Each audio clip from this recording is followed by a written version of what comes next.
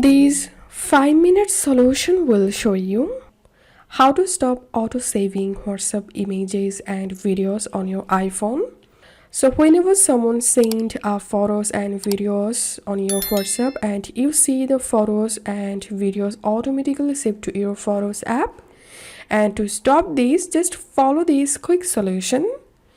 Open your WhatsApp and tap on Settings, tap on Chats, and all you have to need to stop auto-saving WhatsApp images and video, just disable Save to Camera rule option, and that's it.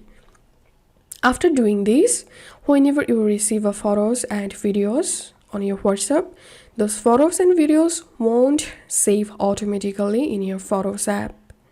If you find this video helpful, don't forget to subscribe 5-minute solution. See you in the next video.